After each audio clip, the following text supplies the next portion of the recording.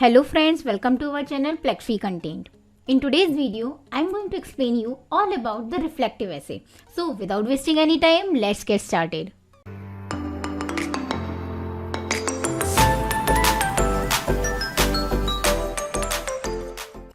Let's start with what is reflective essay. So reflective essay generally focuses on the author's thoughts, opinions, views about a particular subject. Secondly, the reflective essay are generally related to some events or some of the experiences. Next, in the reflective essay, authors are free to explain their views rather than any facts from other authors' paper. So here I mentioned some of the sentence starters that we should include in our reflective essay. For example, that is, I predict that. Today I discovered. What surprised me today was. Today's lesson made me feel so and so because of this reason. So these all are conveying author's opinion rather than any predetermined theory or facts. Now let's talk about reflective essay structure. So our reflective essay generally divided into three main important elements. First one is introduction, second is body, and third is conclusion. Now let's discuss each element one by one. Starting with the introduction. Firstly, the introduction section will contain the hook. That means it will contain some points that grabs the reader attention with a short preview of what you will be going to write. Next, it will contain the thesis statement. That means it should include that past experience information, or we can say a brief statement of what our essay is going to be about and how the specific person, place or experience has influenced you. Again, the introduction should not be more than 10 sentences. Now coming to the body of the reflective essay.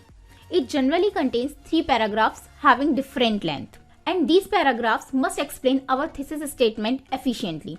Let's talk about each paragraph one by one. In the first paragraph, it will fully inform the reader about your main plot of your essay. Secondly, it will describe what you feel about that particular subject and why. Lastly, it will contain what events or what situations make you to choose this subject. Now let's discuss about the second paragraph. The second paragraph generally gives the reader another reason why we are choosing this subject. Next, we relate the subject with our past experiences and see if it contradicts our opinion or not. In the third paragraph, we generally discuss about the learning from the certain experiences and how did it affect and change our mindset. So that is all about the body section of the reflective essay. Now coming to the conclusion. In the conclusion, we generally talk about opinion, views and your thoughts, and it also describes how you handle the situation that you were not expected earlier. And lastly, what will be your strategy or the mindset if this event or the situation happens again. So this was the general structure of any reflective essay that we should follow. So while writing the reflective essay, there are some thumb rule of it. So let's start with first thumb rule.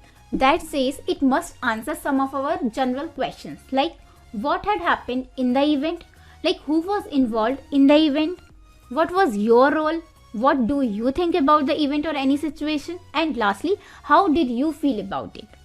Next, coming to the structure of the essay, it will always be divided into introduction, body and conclusion. And lastly, the paragraph of the body will contain these information like what was our expectations from that event, how was the experience of that event, any new discovery we did for that particular event, or a newly developed mindset after the situation or an event. So this is all about reflective essay. If you have any doubt, you can ask me in the comment section. Thank you so much for watching.